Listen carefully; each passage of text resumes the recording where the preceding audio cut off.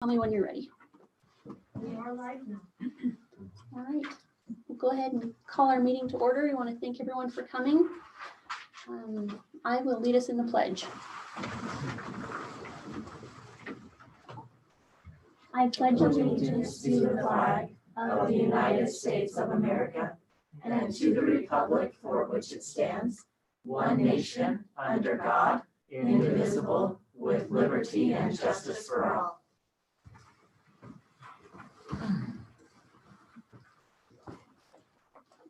Okay. The floor would be open for a motion to approve the agenda. Madam Chair, I move that we approve the agenda. Is there a second? Second. Any discussion? Those in favor? The floor would be open to approve the minutes from our previous meeting. Madam Chair, I make the motion that we approve the board meeting or minutes from our September board meeting. I second that, Madam Chair. Any discussion? Those- One question. Yes. Carrie, did you find out if people Yes, that and I did add those names. you did add the Yes, names? I did. Okay, thank you. Yes. Super. Those in favor? Aye. Any opposed? All right, Mr. Williams, your report. All right, Mrs. Groff, you could share that? Okay.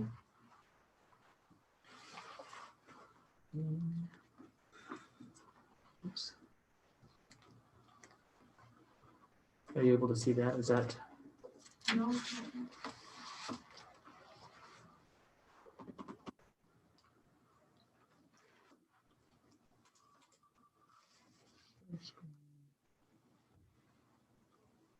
We're having some technical difficulties. Have you ever had that with?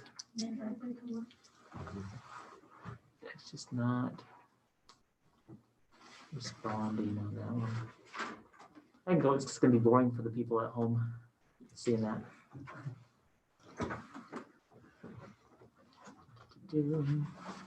So I go to share, screen, desktop one, and share. Get out.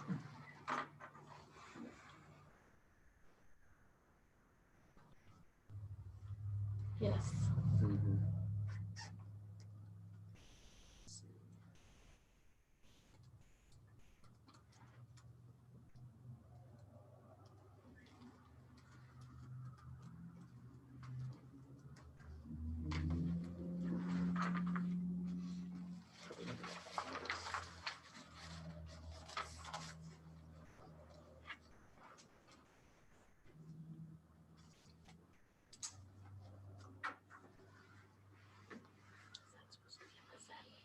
No, it's not.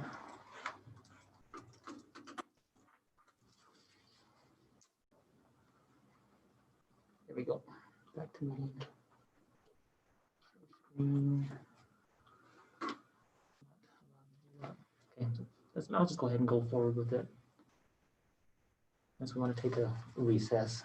Should we do that? Can we just take a couple minutes and Sure. Okay. Recess. Yeah. I'll turn off the sound and camera. I wonder if we can't turn that so people can see. Yeah, Andrea is kind of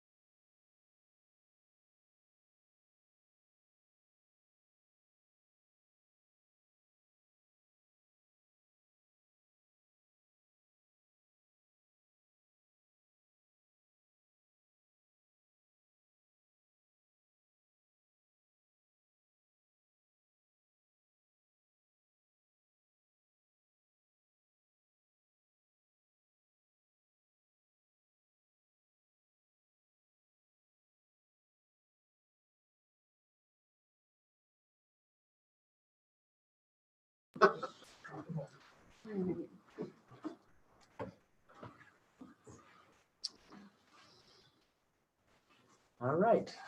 Mr. Williams, back to you. Okay, back to the superintendent report. Get right into this and go through it quickly. Make that a little bit larger.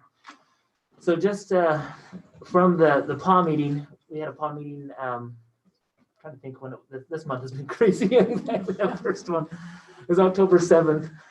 We had that in the morning, and so I was able to meet with the parents, and this was the agenda that we had during that one. Let me go ahead and present. Get a little bit bigger. Reviewed the basic plans that the district is going through. Superintendent leadership vision statement, Title I school information, a reading intervention program, the same one that Mr. Johnson described to us last board meeting. Strategic plan, just financial results, and the calendar survey feedback. I shared that with the group of parents that were there. We had 3 people in attendance. We did also do that on YouTube Live, so the patrons were able to go in and watch that if they wanted to. Moving on with the other things. Got a lot of them scheduled. I know. So the next meeting is going to be on November 4th. I will have an update and not have an evening meeting because I'm going to be a dad that night, and I have 1 parent that's allowed into my son's basketball game. So I will be at a basketball game there. If it's canceled with COVID, I'll send out a notice because I know a lot of people would love to come to that 6 p.m. meeting. And so we have the different PAW meetings that are there, and that's the schedule. Update on the school year. Do I have, yeah. This, our enrollment is up by 13 students that we've had in the district. Another quick thing, this state funding still unclear. The money was restored. We're gonna be looking at that. I'm actually on the wrong superintendent meeting notes. The wrong one on there. There we go.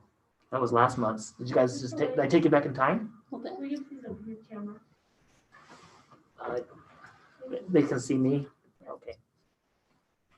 So those are the meetings. I did take off that 6 p.m. meeting, so that one was last time.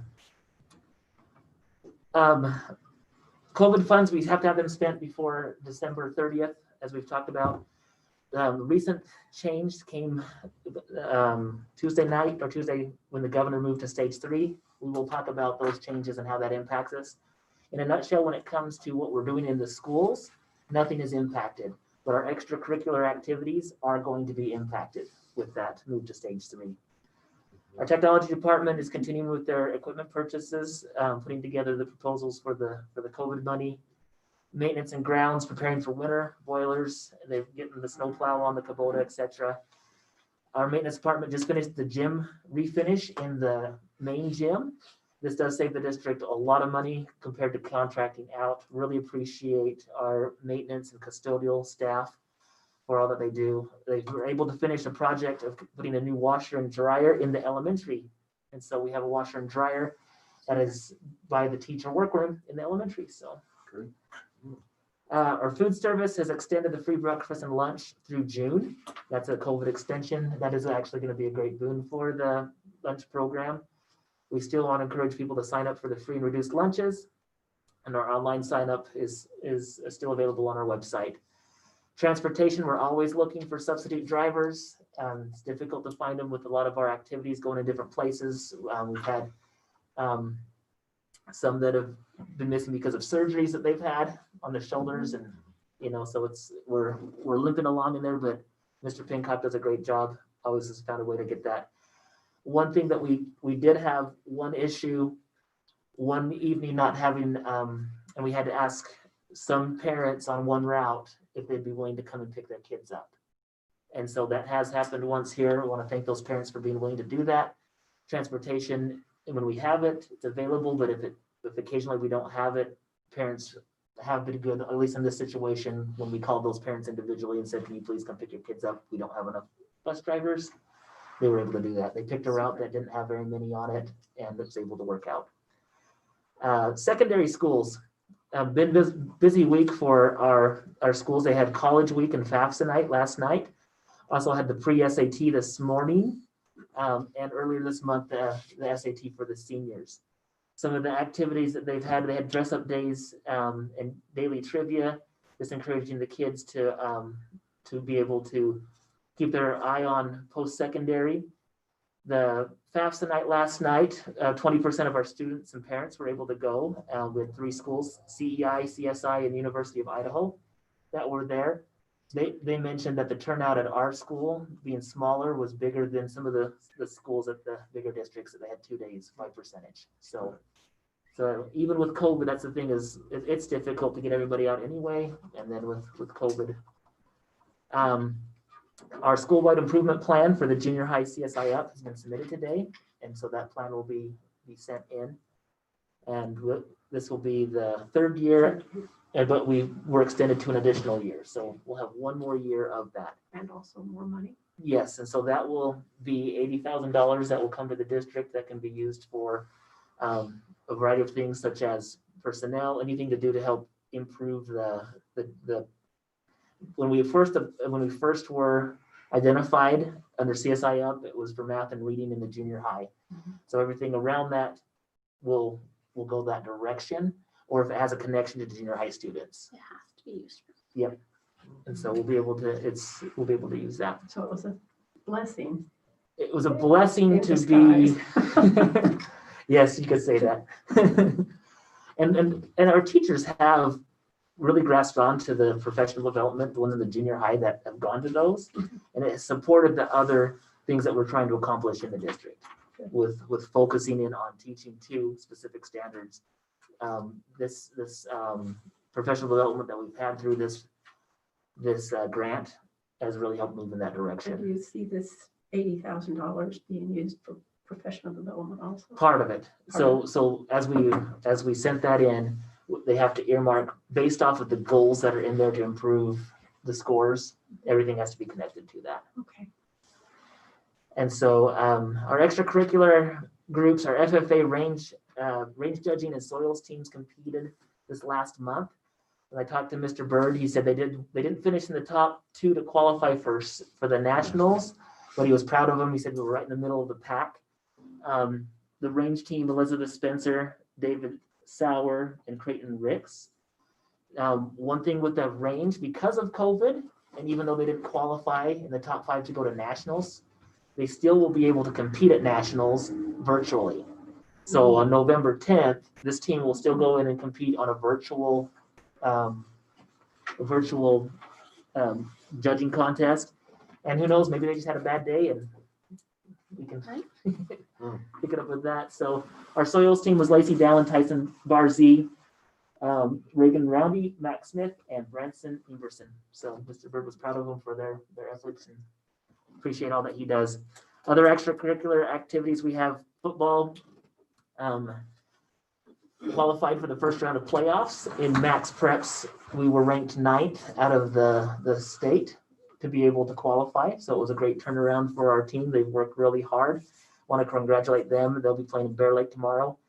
Also, congratulations to our volleyball. They're the district champions, and they are currently in Buell. We're going to start tomorrow with that. Unfortunately, the first game and our football game are at the exact same time tomorrow. So junior high wrestling and junior high girls basketball has come. There are going to be stage 3 from the governor fan restrictions. And so I can talk more about that when we get into it. But in a nutshell, the governor has an order of 50 fans in indoor. There is an exemption that can be looked into. And this is where, when I was on my meeting with Eastern Idaho Public Health, as I read through the exemptions, it asks that those that put together this plan can ensure that everybody will adhere to that. And right now, our community cannot do that. So I will, on my next PAW meeting, open it up and ask patrons to come help me figure out a way I could write an exemption plan to Eastern Idaho Public Health that they would be supportive of. And I know that's really hard, but right now we're going to stick with what the governor says, 50 people in. We will be giving tickets to the players and say you get 2 tickets to get in. We ask that people support us in that, even though it's difficult. So And do they get to go to away games? No. They do not. no. And so we could look at a lot of different options with that to say, if I'm a 7th grade basketball parent, maybe we allow visitors to come in, but we only allow 7th grade visitors and parents, and then we kick them out. Or do we only worry about, and then they come in? And that's going to be something that the administration and I are going to have to visit about, because when we have indoor sports, we are going to have 3 teams. And right there, if you're just doing the math, 30 players, that's over the 50 limit. So it's one of those things where that puts us in a predicament, because some people have come to me and say, Shane, don't shut this down. Don't make me do this. I'm going to come do this regardless. And this isn't about me. This isn't about what I want. And people can choose to do whatever they want to. But if we're putting our name on an exemption plan that we are going to ensure that something is going to happen, we've got to figure out a way to make sure that we can really say we're going to ensure that's going to happen. And that's one of the things that we're talking about, extracurricular. We have options to keep kids in school. We have options to keep things going here. That's where we have as a board, we've been given that protection from the governor that to keep kids in school, our COVID plan is okay. To keep kids in extracurricular activities, we don't have that protection. So that's the whole difference on And that. are we making them wear masks when they come in? That's what we have to discuss. Like right now, we're holding to the 50. Mr. McDonald is here, and I'm just going to ask him, how many people wore masks today in the gym? I don't know if we want to say that, but it wasn't 0. like we didn't have a lot of compliance with that. So if we're good with the 50, I'm going to stick with the 50 and let people come in, and I'm going to do that. But if I go above and beyond 50, I have to put things in that plan that say our community is going to do this. So until that happens, we're sticking with 50, but I'm open for ideas on what we can do to get more people in. And the health board has been really good about allowing us to keep kids in school. And it's one of those things that's just what we're going to have to do. If you're going to say, well, where are you going to maybe look for ways for us to, I don't want to say push the envelope, but it's going to be to keep kids in school, first and foremost. Right now, they're not talking about shutting any sports down. They'll let the kids play. It's just how many people can go watch. That's the whole part that we have to, and we can keep our fingers crossed that we can have, like, luckily, unless something crazy happens, our volleyball is going to compete at a state tournament tomorrow.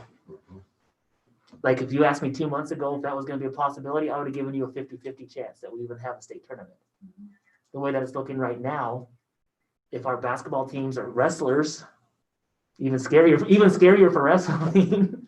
So anyway, kind of got me on a soapbox for a second, Ezra. Sorry. Elementary, our Halloween parade is going to have some modifications to meet the 50 requirements. We're going to have it outside. We're just going to have people walk through. So we're doing it. So we're still trying to do things to make it work for the kids. The Halloween carnival that's scheduled for Hamer, we've asked that people with last names from this to this come at this time to bring that number down.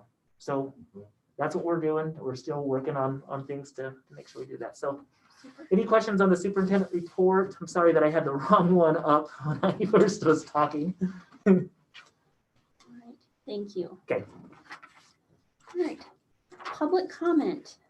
Mrs. Smith.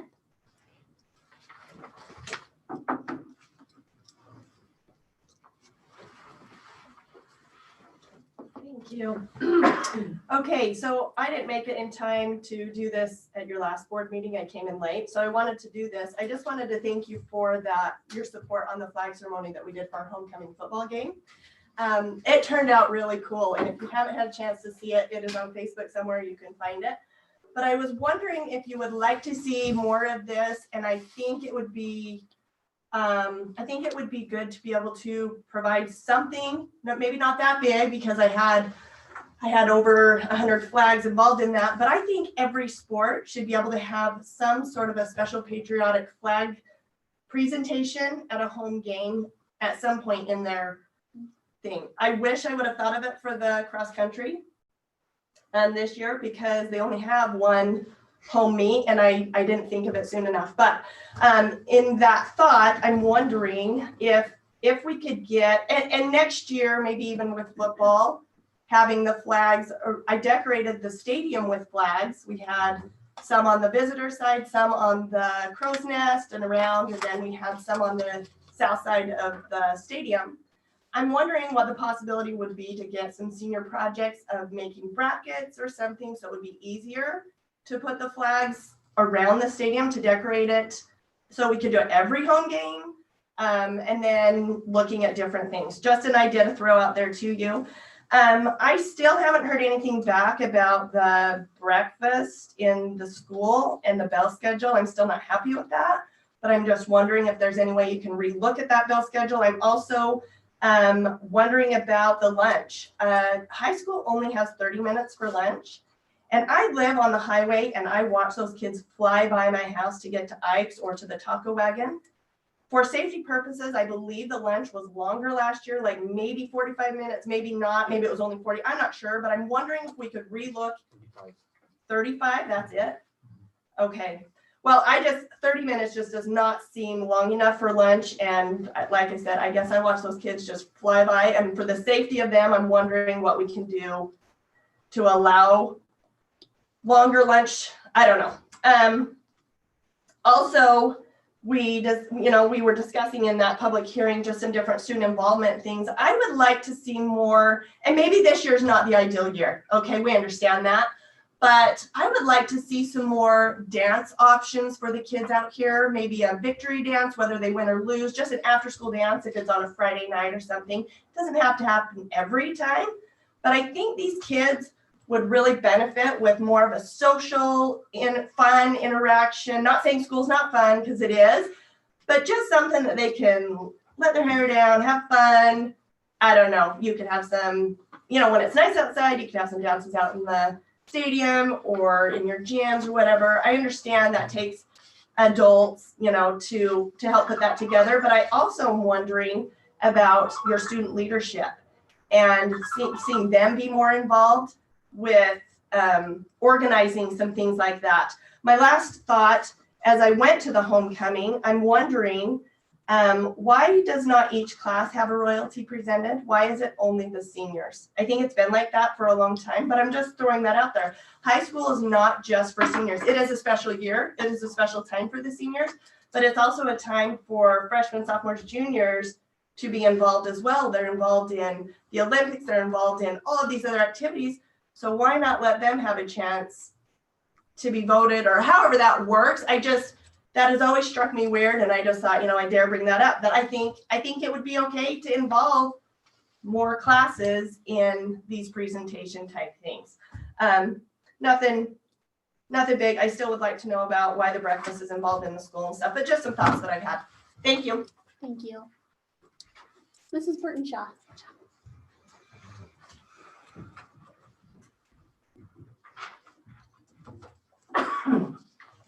I just wanted to, first off, say that I appreciate the information being sent out regarding the mastery-based learning and grading. I just think that maybe that should have been done before it was implemented completely.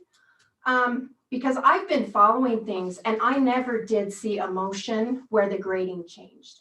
I saw a motion where there was seat time, that we were moving for seat time, but as far as changing the grading all around, I never did see a motion about that. So as a parent, I was really, really surprised. It's not new. We discussed this, we've been discussing this for 5 years. So the fact that we implemented it right now, that was new to me. And I was just surprised about it. And so, but I did wanted to say that I appreciate the information going out. I think the biggest thing with this is the implementation of it is going to either make or break it. And I feel like it was implemented terribly. But I appreciate the board members that responded to me when I called them about it. Thank you.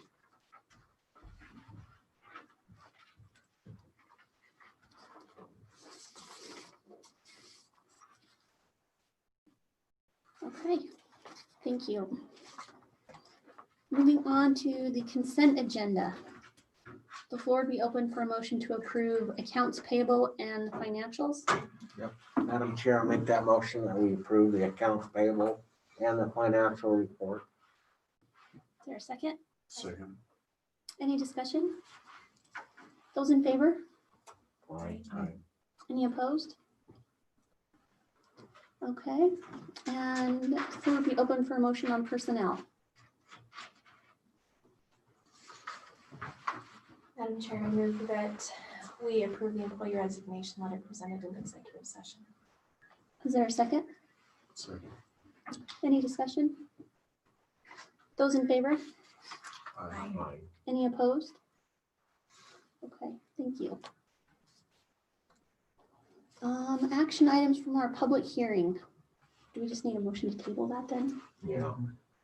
The floor will be open Yeah. for someone to make that Madam motion. Chair, I'll make a motion that we table the public or the fee increase on the athletics. Is there a second? Second. Any discussion? Those in favor? Aye. Aye. Any opposed? I'm having trouble with my technology right now. If you close this browser, your other browser should come up that has your. Yeah, can you unshare me for a second? Yes. Stop share. I'm sorry.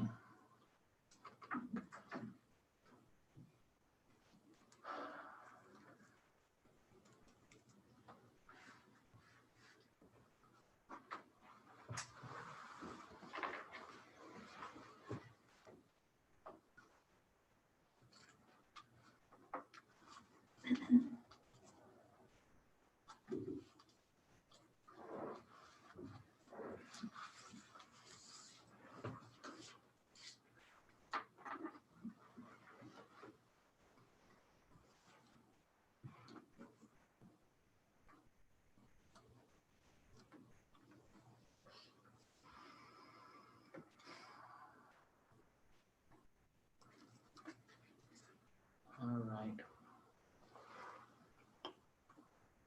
We are on 4.2. Mhm. And I can go back to share screen.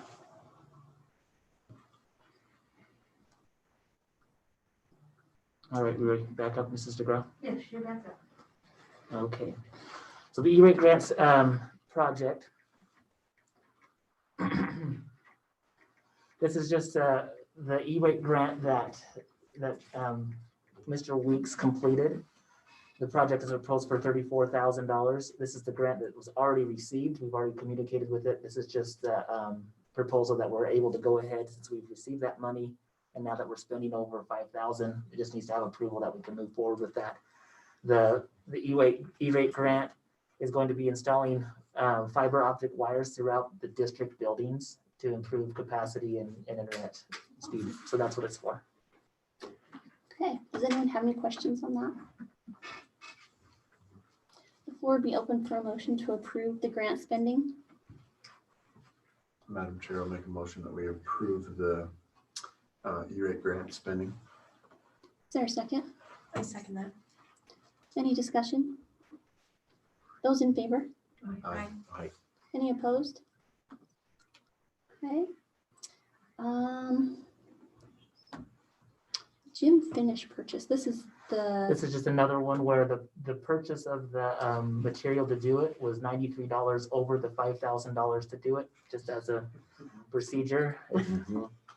this is the big gym. This is the big gym, yep. So that's what the action item is on this one. That it was $5,092. Any purchase over 5,000 requires board approval. And this was just to refinish the floor. Okay. So the floor would be open for that motion. Madam Chair, I make a motion that we approve the grant finish or the gym finish purchase. Is there a second? Second. Any discussion? Those in favor? Aye. Any opposed? Thank you. COVID relief funds, additional duties.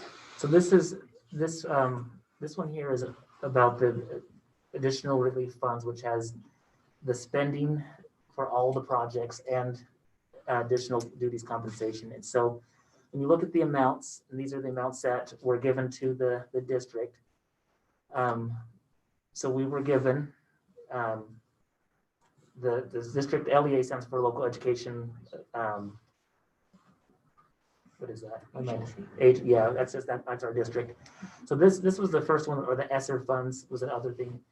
And so those are given to us and we can use that for COVID related expenses through September 2022.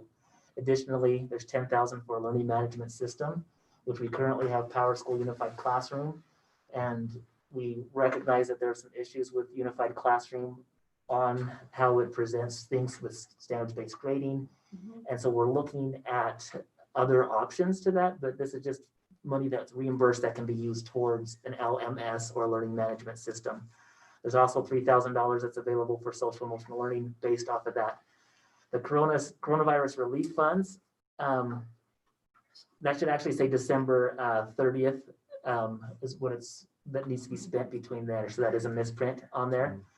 That there's 15,000 for technology, 186,000, which is from the latest one that the governor offered that came off of the number of students in the district, and the distance blended learning grant, which we've talked about in previous ones. So this is just an overview of all of them going forward. So the money that we received, you have to spend it in those areas. You can't. Yes, Okay. and it has to be connected to COVID. Okay. And so it has to be a COVID related option. So the proposal for today is to spend it on at least the bottom ones that with the funds from 20, with the technology, the 186,000 and the 116,000. The distance learning one is going towards the technology to get us prepared for blended learning opportunities. And then the proposal that we have a question?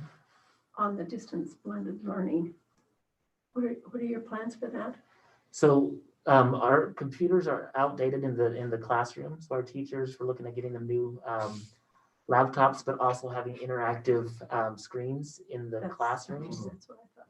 and Yes. like this, but bigger Yeah, for each classroom. yeah, that'd be quite helpful. So can they hook up with kids at home? Yes, And so if a child is sick at home, he can actually tune in to his classroom. when we have all of the technology When in it's all place, in- yeah, Yeah, he That's- could actually, that's what the goal is instead for of that. lying in bed sick, he could actually sit there and They watch could. his classroom. Mm. And that's assuming that we have, that's assuming that we have the internet capacity in everybody's. In everybody's You home. know, there's a lot of different things that go Right. on, but in theory, we're wanting to be able to at least have that ready for us on that. Okay. And so And so the LEA is more discretionary for you. it, right? that one is, Okay. The attachment at the top of this section has an explanation of what those funds can be spent on. Okay. and this, yeah, and I'll pull that chart up right now. So right here, with this chart, this one here explains everything that we can spend it on, and what's available. And so the one on the right-hand side where it says coronavirus relief funds, this gives you the example of all the areas that you can spend that in. Okay. There's also guidance for the use from the governor. And this is the one that came out on October 2nd. So just barely came out earlier this month. And this one here is connected to that $182,000 one. And the part that I want to highlight and present to the school board is that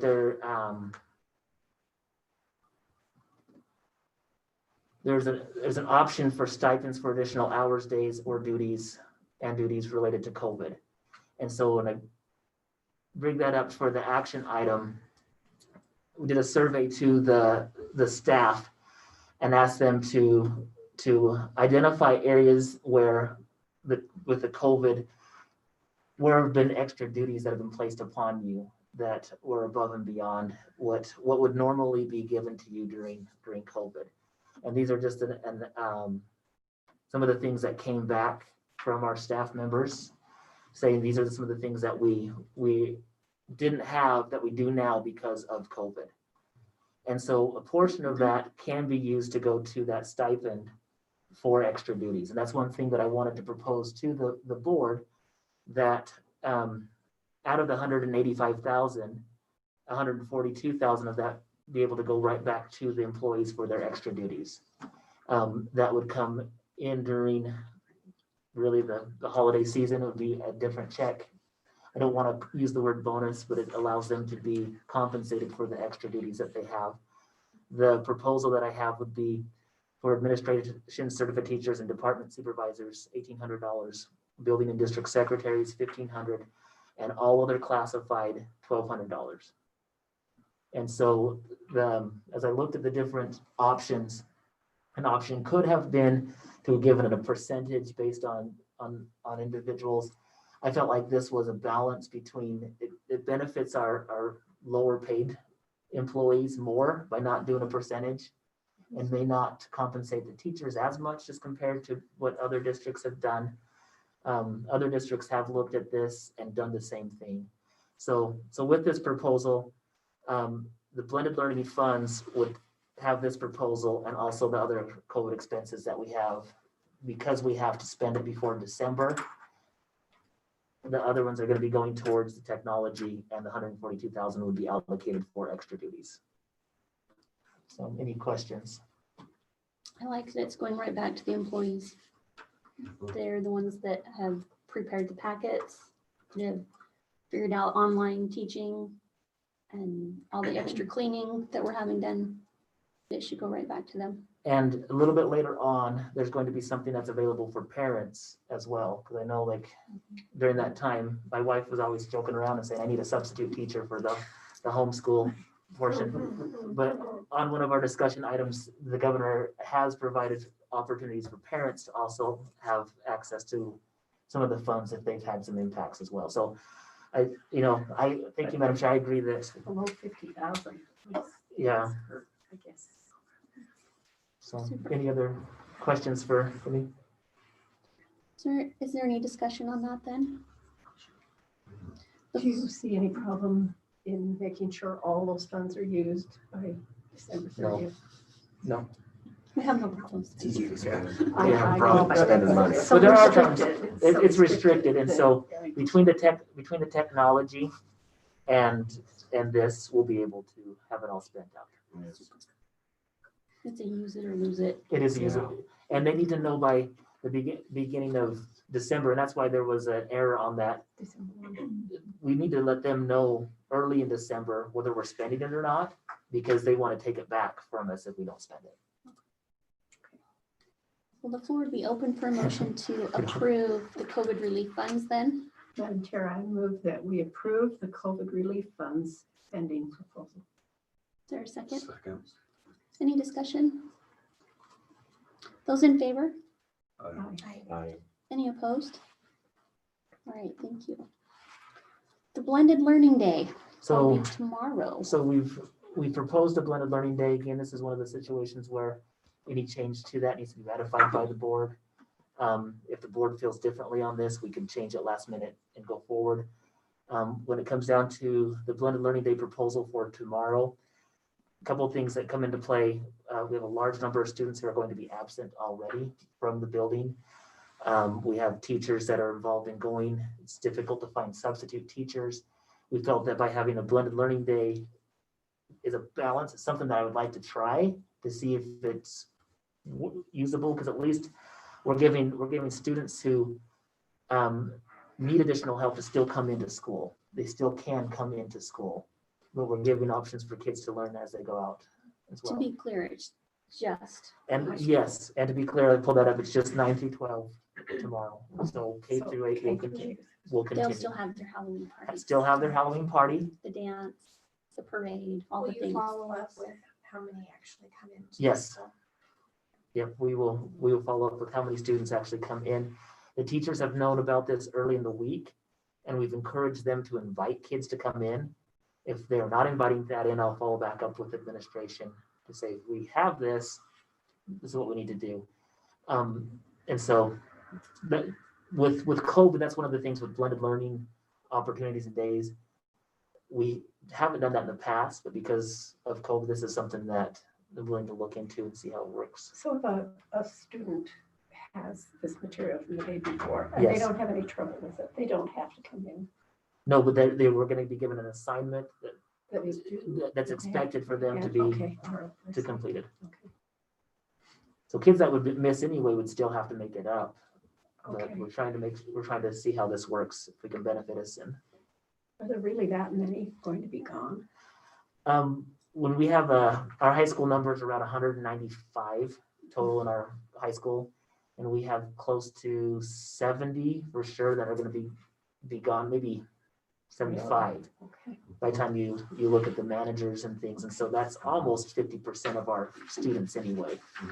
So we're thinking, well, maybe we can help some of those students that really, really need it. And that's what I want to go back and follow through. Our kids that are falling behind that weren't in these sports, are they there? And if they're not, then we need to do a better job of going back and saying, we're not utilizing this blended learning day. Might as well come in and we'll change the schedule. So it's something that we wanted to try. And there's the aspect of the substitutes. Yes, with the coaches that are needing to be gone, it would have been difficult. We might have been able to have found substitutes. And so then that brings up the question, is it better for the students to receive an assignment beforehand to do the next day, or go into a substitute with half the class gone? Most substitute teachers that are going to be planning instruction when half the kids are gone isn't going to be a very academic setting anyway, just to be honest. All right. The floor would be open for a motion to approve the blended learning day. For Madam Chair, I make a 10:30. motion that we approve the blended learning day. Is there a second? Second. Any discussion? Those in favor? I Any opposed? Okay, thank you. Idaho was moved to stage 3. So I touched on this. I touched on this with in the superintendent about a message about us moving into stage 3. The biggest impact that stage 3 has on us is how it works towards the activities in school. But one thing that as we look at with our COVID district plans, our district and athletic plans, we're learning and growing with all the information that comes up and trying to do and balance what's best. We recognize that there are people that are impacted by this. We know people in our community that have been impacted by this and sadly taken some lives in our community. So I'm not suggesting that it's not something that we shouldn't be worried about. But as of right now, we've had very, very few cases that were reported. And with that, there's no indication of spread within. Maybe it's a matter of time, maybe it's too early, maybe if we come back in 2 months, but we're learning and growing with the COVID. And so I was thinking about our plan, and our athletic plan and our district plan had an element that wasn't quite connecting. In our last meeting, we discussed the difference between a recommendation from a health board and a requirement from a school district.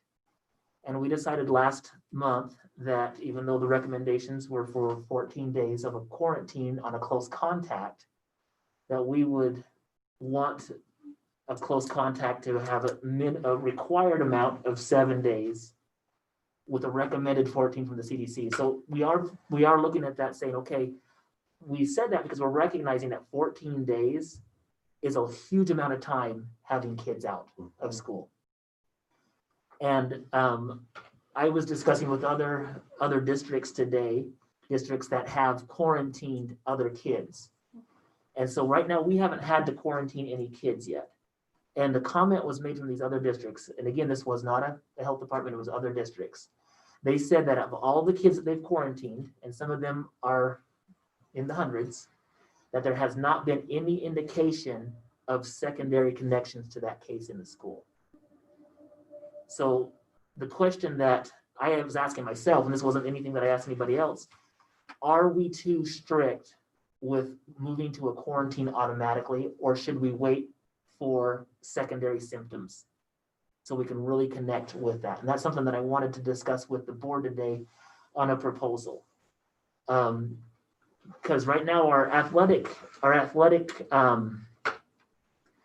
plan indicates that if an athlete tests positive, that they're quarantined, but we don't want to shut the team down until there's connection to somebody else. And if you're looking at the information that I was gathering today, and this is just me taking this information, can we do the same thing in a classroom?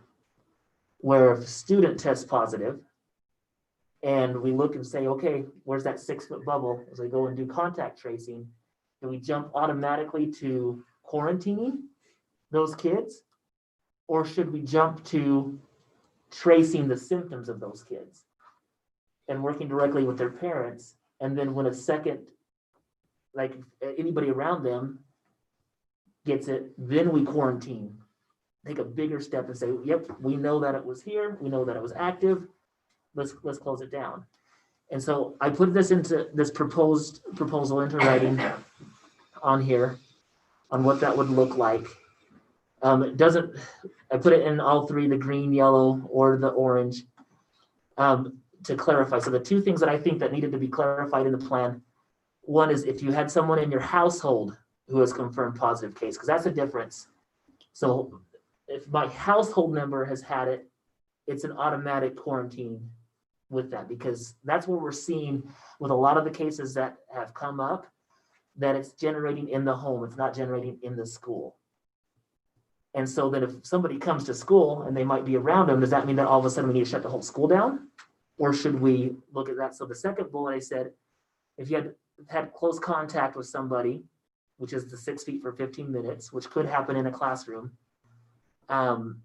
with somebody who has tested positive within the school, the district will identify those possibly affected, which are those within that bubble, and begin a process of symptom tracking for 10 days. That way we would have to, as somebody at the district, would have to contact either parents, and usually the health board is doing this, and this is where there's a disconnect, because the health board can't do this for everybody.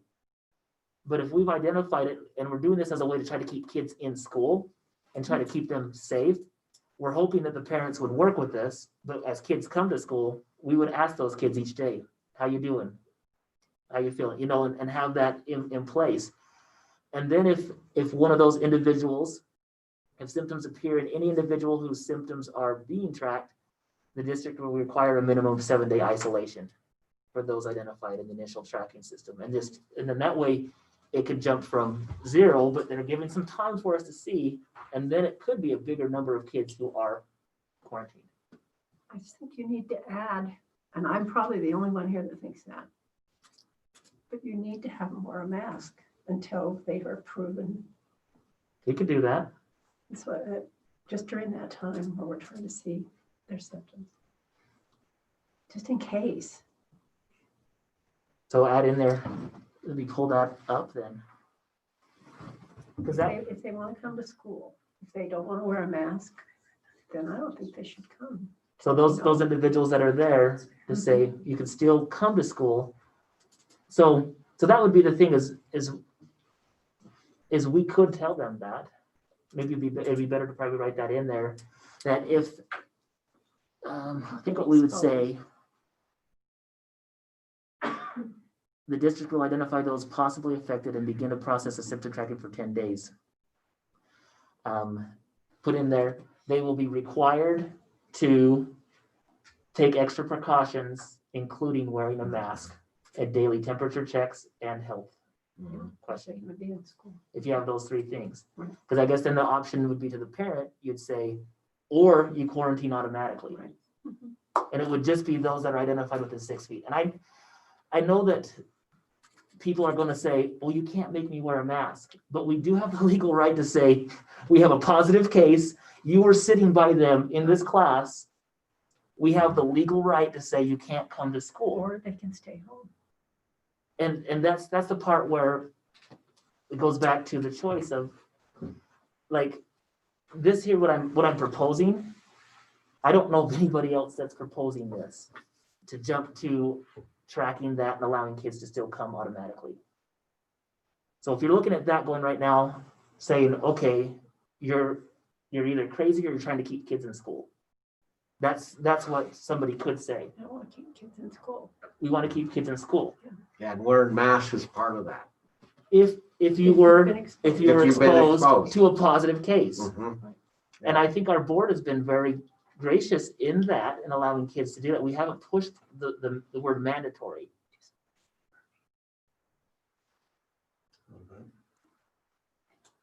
The window's open. Are you cold? No, I just smelled something burning. Somebody's got it. You guys go ahead and close it if you need to. It just, I could smell smoke as well. So the wording that you were saying there with this discussion then is that with the expectations of, or these students will be allowed to come to school. Do you all agree? Mhm, I agree. I want them in school, but they need to wear a mask I guess that's the question that's coming up. for Do we- safety Do purposes. we want them in school with or without extra precautions?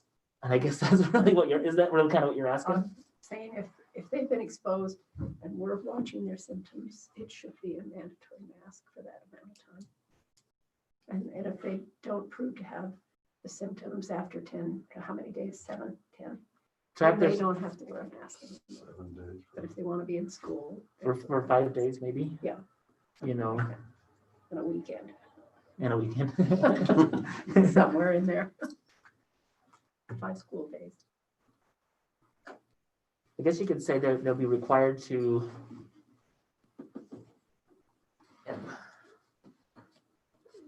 for 10 days.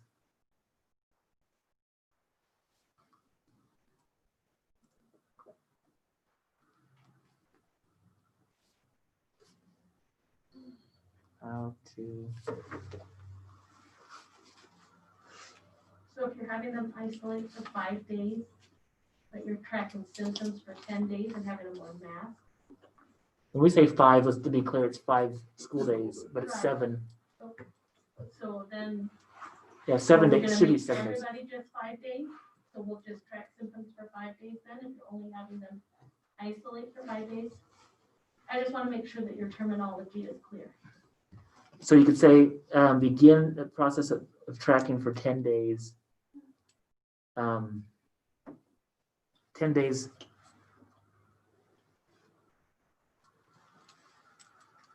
Well, here you've got a minimum of 7-day isolation. If symptoms reappear. So as we're tracking somebody Oh, and then they start to develop a symptom, it does. then it Down moves here, to a, 7 days. Everything says 7 days. and it's not a positive test, it's a symptom. Right. Because as they're telling them, they don't, the health departments aren't wanting to test unless you have symptoms. Yeah. And so to me, that doesn't make sense to hold kids out unless there's another symptom based on what, that's the whole purpose of bringing this up is, Mhm.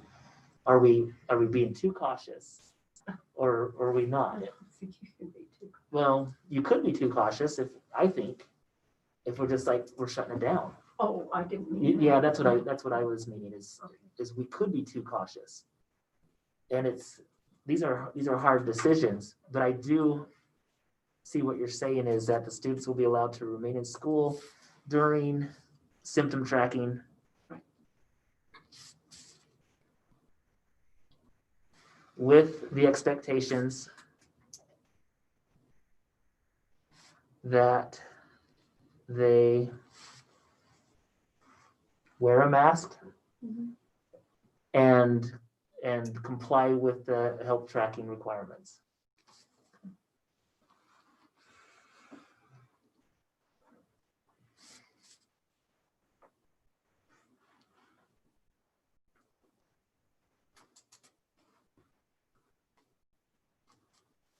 With the symptom tracking.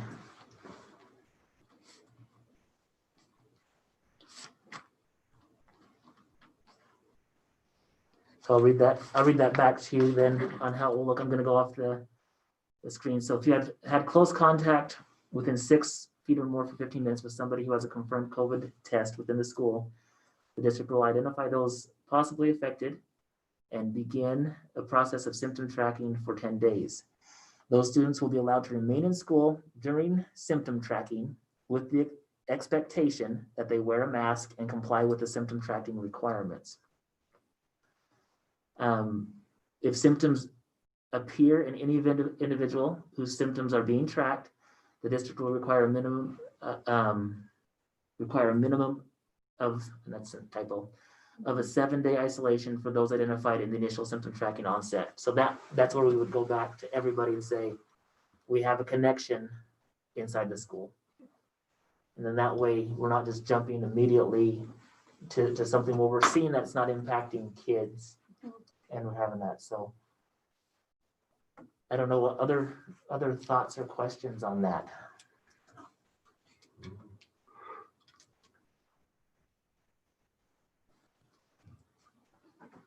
None? Okay.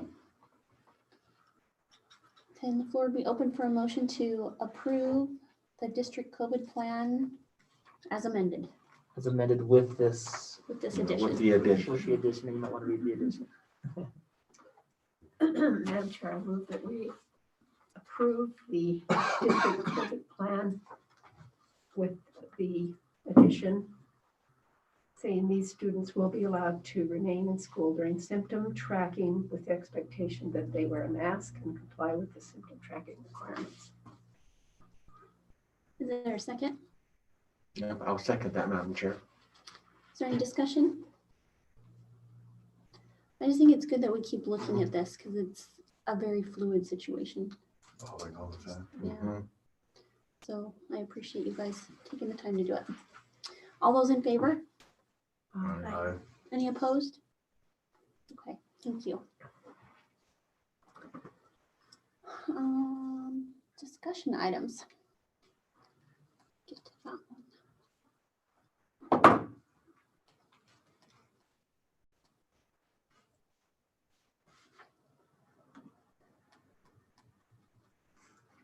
Voting. Okay. So only thing I wanted to bring up is just have available for the board members to have the frequently asked questions and the resource supporting it from Mr. McDonald. I appreciate him putting that together and being available at parent teacher conference to help. We recognize that this is a process. It's not an event. And that's what makes it difficult with any of this. It's not just flip a switch and all of a sudden we're there. Because on one hand, if we said that we were there 100%, we would be lying because we're not. And so I just appreciate that as we're going through this process, we recognize that there are different things that we need to do better. And I, in our patron comment, when Mrs. Burnshaw mentioned that one of the things that kills it is communication and implementation. Totally agree. That's exactly what everybody has ever said that's tried this. And so we know what we're up against. We know we've made some mistakes, but feel confident in the philosophy and where we're going. Those teachers that have really grasped onto it and have tried it are liking it. Those that have been confused by it or are unsure of how to do it, of course, that's how it's going to come across. And so right now, we don't have every single teacher doing a standards-based process, but we're moving towards that. So I just wanted to see if there's any questions or discussions that you have on that. Does it depend on the subject they're teaching, whether they're on board or not? Because I can see your core subjects using this, but are the others? The core subjects lend themselves to moving to it easier. So what do you think, Mr. McDonald? Do you think that more than half or most of your teachers are on board, or do you think it's just the older ones that are dragging their feet, or how do you feel? How do you see it? I don't think any of them are dragging their feet. I think it's a matter of how do I make it reflect fairly in my classroom? Does that make sense? So for example, one of the teachers who's been here for a long time, I sat down and talked to him. And he said, just want you to know, I'm not opposed to this. I just don't know quite how to do this in the grade book. You know, and so we set a date to sit down and do that one-on-one and help figure that out. Do you think that that students that don't test well are going to find a harder time with this? Because as I see it, as I read through it, I don't see a lot of grading, just maybe one grade for one standard. And so there's not a lot, everything rides on the test, doesn't it? Yes, so the difference is that if we think of the grade and the outcome of the grade, I think that's a little bit of the hang up, is we should be looking at learning. And what it allows us to do is to offer more assessments on a standard and look and see how well does the student know what's really expected and what's really important for them to know. And so it actually allows multiple opportunities to assess that. And so when we talk about assessments, we generally break them into two types. We have a formative, which you might take that at the end of a unit that you just taught, or it might be at the end of a discussion that you just had, and that helps answer the question, did the student learn what I intended them to learn? Because as you know, there's kind of three lessons. There's the lesson I intended, there's the lesson that the students understood, and there's, you know, the third one, which was the lesson that we missed. You know, and so it really kind of helps to clarify, did the kids get the information or the skill that I was trying to teach? And so the grading policy on that is that they can retake as many times as necessary in order to demonstrate, I understand this, or I can do this skill that's being asked of me. So is the student has a chance to end up with a 3, even though he stumbled several times getting there. Yep. And those stumbles aren't reflected in the grade. Right. So you could have a student that it took 3 or 4 tries to get there against a student that it took 1 try. Do they both get the 3? Yep. They both get the 3. Yeah. And then therefore they both get the A. Yeah. Right. Okay. Boy, that's. It's a different way to look at it, because when you say they both get the A, I guess you could say, well, in fairness, I got it in the first try. Yeah. But did they get it in the first try because they really learned it, or they're a great test taker, or? See, that's what I'm. And so that's one of the things. So you might have kids who have really excelled in school because it's easy for them. They don't have to study ever. They get the test right. They might be feeling bad saying, well, why do they get the same grade as I do? Well, that's because our it's- old thinking. But that's based on the traditional model of school Right. that wants to say, we are going to divide you out. You are the smart ones. You are the ones that are going to be the laborers. And you guys go work You'll in go the, to college, you go to college and you don't. Yeah. And what we're trying to teach kids is, if you keep working and learning, you can learn it. At one of the PLC conferences that we went to, a comment was made. Those students who are down there that want to just earn a D, We'll still learn a D. no, No, because we are holding them to a higher, we're giving them more Oh. chances to Giving come them back more to. options to Okay. improve Well, themselves. where if you have somebody, the traditional grading system has so many times where behavior falls into the grade. Yeah. And bias falls into the grade. You're going, oh, that kid is just a headache in my class. Oh, he got a 59. Nope, he got a 60. Woo, you can graduate. You know? And so what's the difference between a 59 and a 60 besides saying a D? And that's communicating to him, we don't care if you learn. We just want you to give you something so you can get out of my hair. Yeah. And then on the flip side to it, you have somebody who may not learn a lot, but they're a really nice kid. They're compliant. They show up every single day. They erase the whiteboard every single time to get 5 points extra bonus. They don't know. They're probably more of a C and D student. They end up with a B+ to an A. And then they go to college and go, wait a minute, so I didn't learn this, but I sure was good at getting extra credit. And so this is one thing that standards-based grading is supposed to help us address, to be more focused on, are they really learning or are they not? all right, how does the students behavior get involved in the grade? Does it not? Mr. McDonald, could you address the ideas that we have behind Yeah, that? so in the past, what we've had is we've had a citizenship component of the grade that's been in the grade book. It's always been there and it's available. Sorry. It's, the idea is that we want to try and separate behavior from what a kid knows or what a kid can do. Because we've all probably had a kid or seen a kid who has gotten in trouble or something like that, and somebody wants to take it out of their grade. They want their, their kind of their pound of flesh. And so we're trying to separate that. And so what we created was a rubric for a workplace readiness assessment that really gives and communicates to parents, here's what your kid knows on one hand, and then in this workplace readiness assessment, here's how respectful, responsible, intentional. Here's, are they showing up on time? Are they turning things in and stuff? And so the idea is we want to show those hand in hand to give a more complete picture of what your students' performance is like in the classroom. Okay, and one more question. Of course, that's what we're here for. How do you determine eligibility with this kind of grade? Yeah, that's a great question. I think the direction we'd like to go is to wait until the trimester is over with some things in place that if a kid has mostly on their assessments 1s and 2s, hey, you need a little bit of extra help. Rather than going on that bus trip to Salmon at noon, you need to maybe stay here and get some extra help. So we have some things in place that we'd like to implement, but right now, that is not our grading, that is not our eligibility policy for the district. So Okay, I so think it's the most fair thing for a kid would be, let's wait until the end of the try to determine, did you learn what you were supposed to learn, unless there's some severe warning signs ahead of time.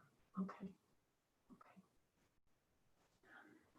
And that would require a policy change for us to go. Right now, we have not been following policy because we felt like the different, the way the teachers are presenting it, is unfair, as we wouldn't be able to have a fair way to implement that.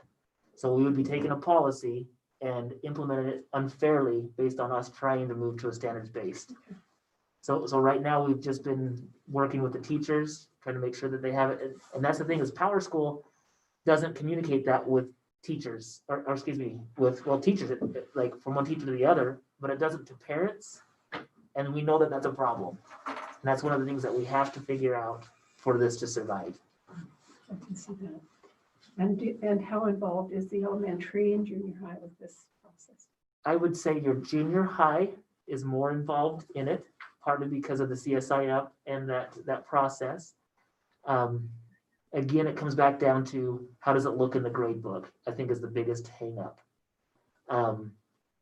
Elementary, the younger elementary students, I know in the Territon kindergarten and first grade are already doing this. Okay. And so then the middle elementary, they're still waiting to have, how does it work? How does it work in the Power School? How does it work in the grade So book? we're taking it fairly slowly Yes. and just implementing in Yeah. certain areas. Okay, all right.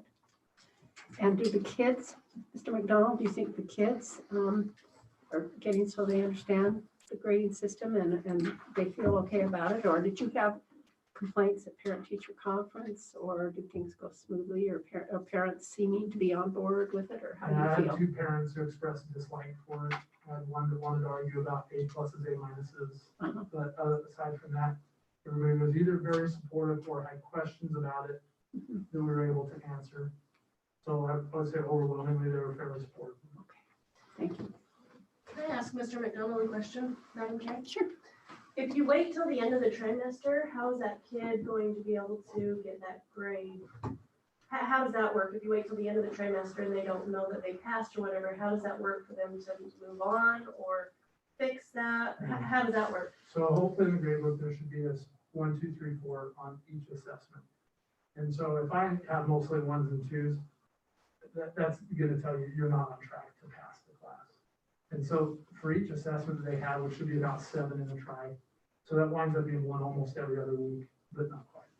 So are the teachers communicating that with the kids? If Power School's not showing that appropriately, how do the kids know where they stand? Yeah, so what Power School shows is that a 4 is 100%, a 3 is 75%, and a 2 is 50%.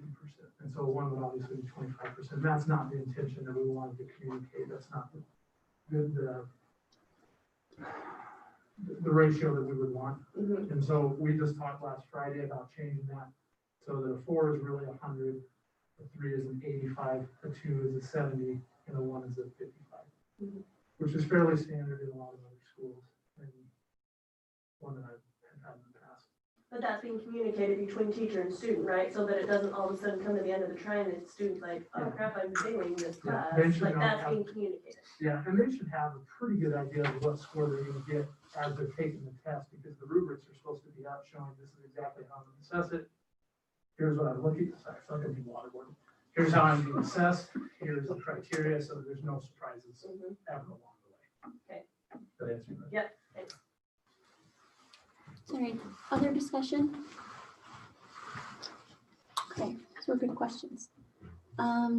Graduation requirement for the senior project.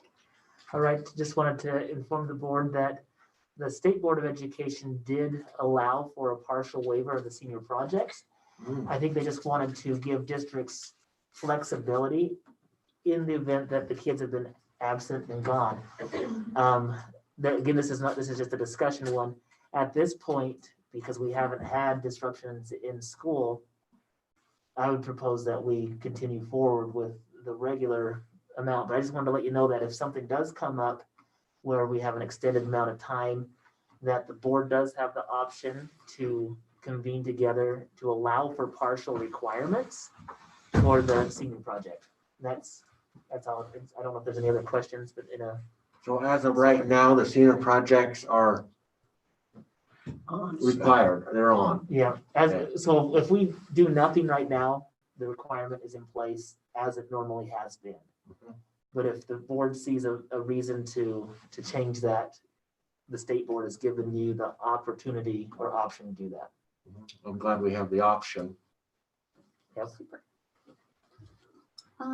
Notice of a quorum. We have our virtual convention Yes, coming up. and so we just wanted to put that out there that the virtual convention for November 9th through 12th will be available. We'll be putting that schedule out, but just to meet the requirements, we want to let the public know that we'd be here or available for that. And that could either be seen at your house or we will pull it up here. Actually, we have to do it here because we have one license. We have one license. And so when we get, yeah, well, you don't have to be there every single day.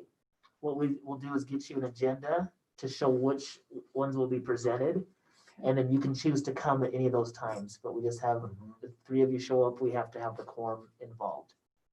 If we want to have any time during that to do a work meeting, we would have to do another notice if we wanted to discuss anything else on that. And that's something that we could easily do and just put up. Now, I have a question. The business session at the end of the convention, I'm gonna get you that. where, you know, we have voting Yep, I'm on, gonna get you on that. And so information. are all of us gonna be together to watch it? You Or- can if you want to. We have a code to go in that allows our district to have a vote. And so Mrs. DeGraw will get you that information on when the business meeting is, and you'll still be able to interact virtually. We'll put you behind the camera. Super. Okay, So we'll still be able to do that. okay, thanks. Policy updates on 2395.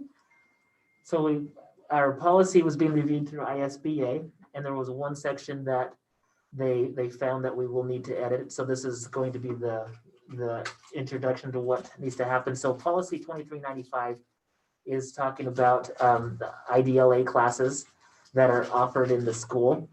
We had one section in here that the IDLA classes are covered by the school district, but we had an exemption in there that if they failed it and had to retake it, that they would be required to do it themselves. That part needs to be taken out of there. And you can see under here where it says tuitions and fees. This will be the part that was suggested from the legal review that would need to be pulled out. That if a student fails to pass an IDLA class, the student will then become responsible for any tuition. And so that's something that I guess the only way that we would be able to not be, I don't want to say taking advantage of a student trying to retake a class and then choosing not to do it, is just not allowing the student to do it in the first place. And so That's, but the legal recommendation was we need to remove that because we cannot require a student to pay for it. Who's the site coordinator? The site coordinator would be the, for IDLA, Mr. McDonald, Yes. our site coordinator for IDLA. Yeah. The question was, who is that? Oh, it's Mrs. Ball. Mrs. Ball, she replaced Mrs. Mays in the In the library. library. Thanks. So that's what this is. This will be on the agenda to be voted on at the next one, just to be able to remove that since it's in the current policy.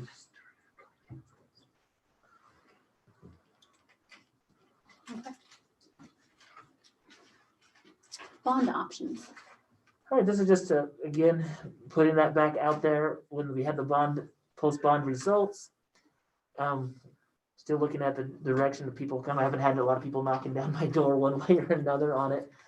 The only thing that this post survey had 105 responses basically shows that if we would have done just remodels instead of new projects, then it would have passed. And so that's the direction that I'm leaning as the superintendent, that we look at running a bond again, or an option for increasing the plant facility, one or the other. But again, in my PAW meetings coming up over the next 2 PAW meetings, I'd like to invite people to come and have that discussion. What direction would like to go, but from the post-bond survey, it's appearing that a remodel option would be the one that would be most supported at this time.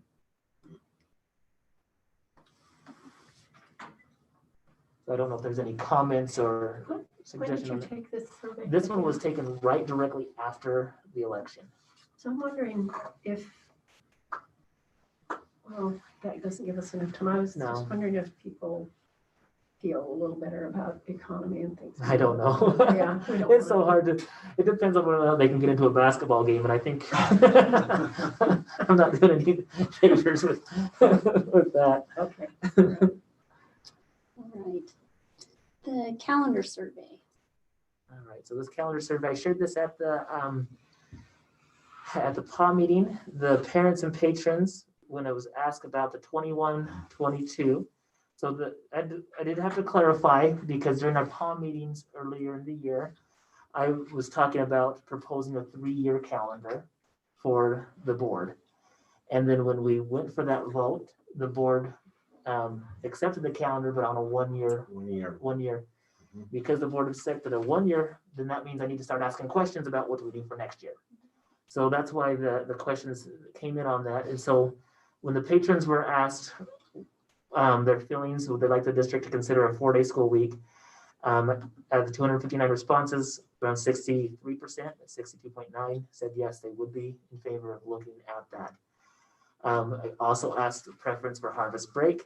We had nearly 50% of the community say, please keep a 2-week harvest. Then it was split between that with other 2, almost by 25%. So as I'm looking at this, it's one of those things I say, we can only take assumptions from it, but I know that one of the questions that the board asked was, how many people participated in harvest break this year because of COVID and restrictions in other areas, and also steps from the growers and the school to try to remind kids.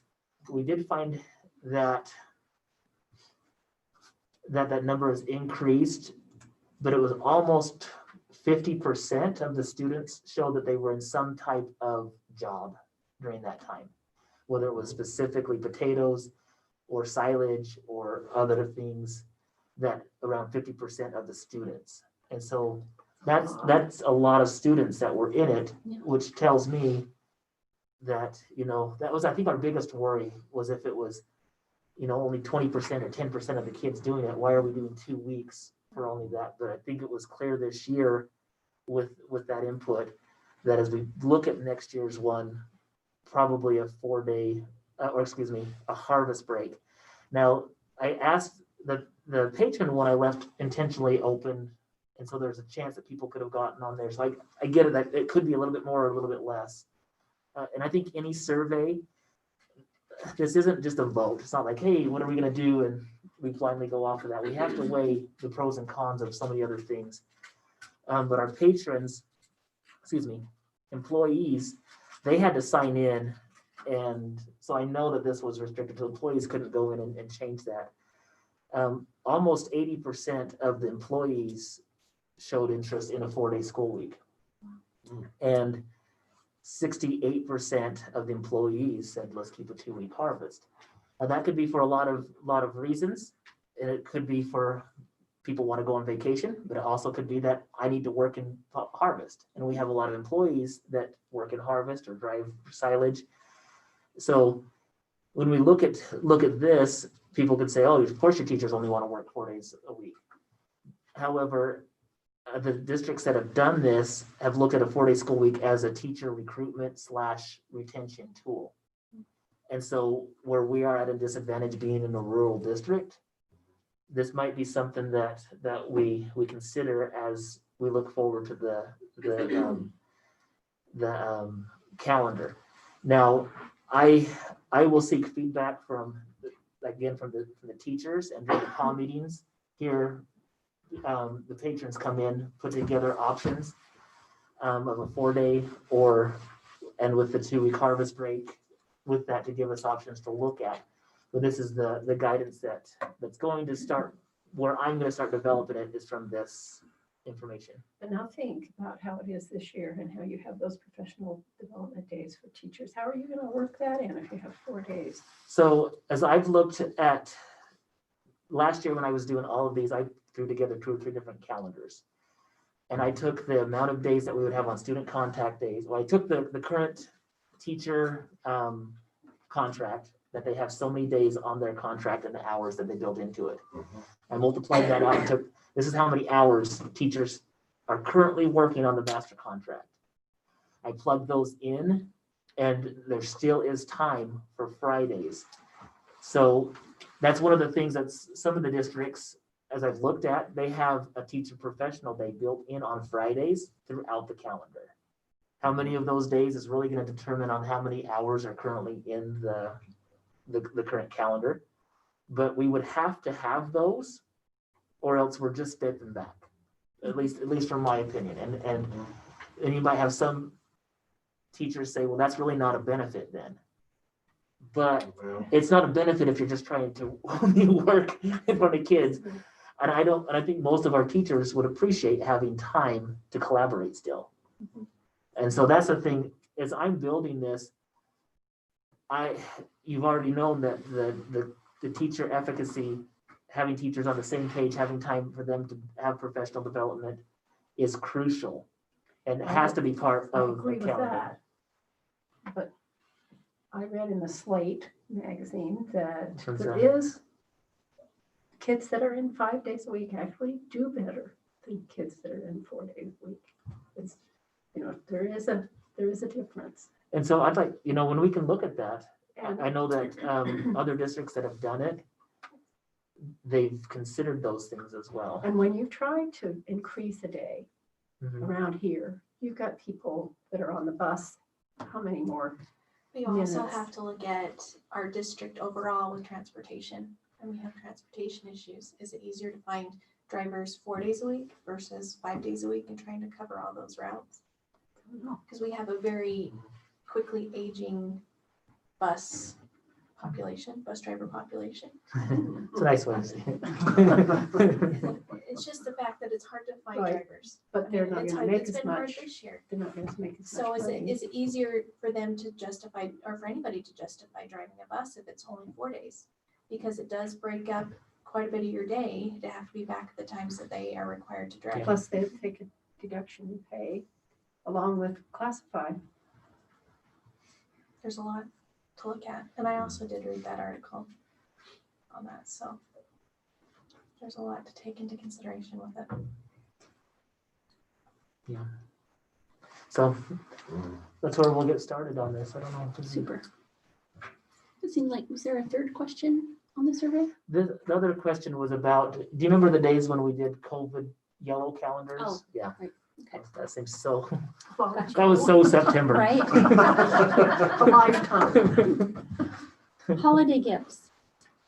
So, we don't have to take a vote on this because it's not anything, but want to move forward and get turkeys, hams, and for those individuals in our district that are vegetarian, What option do they get?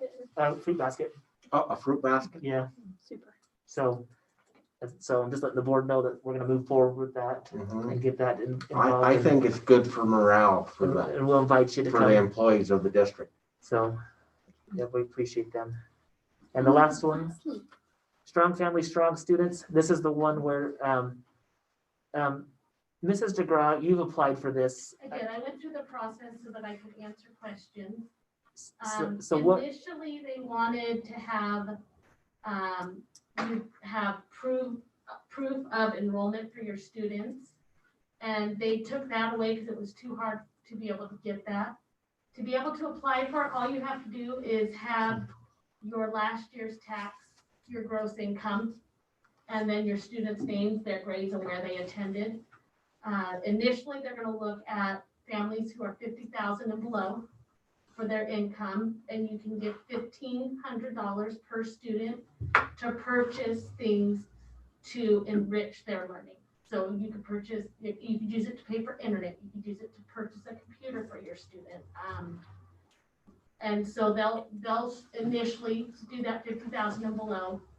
Then they'll move up to 80,000 and then they'll do the rest. And they only have a certain amount of funding, and so they'll have it go as far as they can.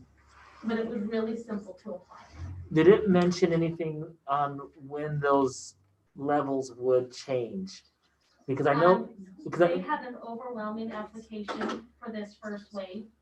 And so they just have to sort through it and figure out who qualifies initially. And then once they've gone through all those applications, they'll move up. and we have sent this out on Ed Leo, other messages. We're gonna have Julie put it on Facebook. Just, this isn't us getting the money. This could something that the parents could qualify for on that. And so it doesn't hurt if they go in there and qualify it and then later. And you can retro it. If you get the funds, you can say, well, I had to buy a laptop for my home for us to be able to do online school, and you get a reimbursement for that as well. Because it says the money's deposited into a digital wallet, Yes. You have to give them your bank account. and then do you have to prove that the purchases were educationally receipts. related? I'm not exactly sure how that works, but it will probably have a qualifications of what things it can be spent on. I read you have to keep your receipts and submit them. So this is just an information thing for our parents that are still tuning in at this time of night. Hello out there. Yeah. So Okay, that's all I have on the agenda, Madam Chair.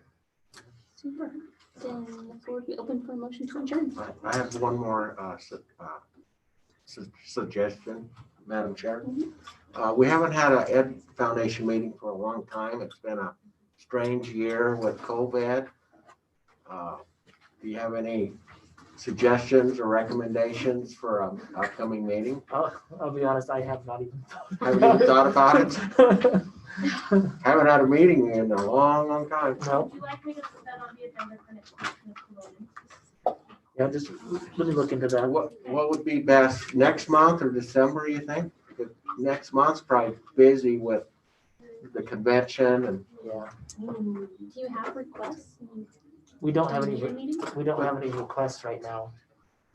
uh-huh. We Like- won't get any until you send it out. Yeah, you won't get any until you send it out And a lot when of- you propose a meeting. So. And so you're just thinking about with the teachers, not. Right. Yeah. Let's do it in December, Maybe first part of December. because that will get that first trimester completed. Okay, Yeah, let's shoot for first part of December. perfect. Okay, thank you, Madam Chair. Great. Motion to adjourn? Madam Chair, I motion that we adjourn this meeting. Is there a second? I'll second. No, go ahead. Those in favor? I think it's Tyson got that. Aye. Any opposed?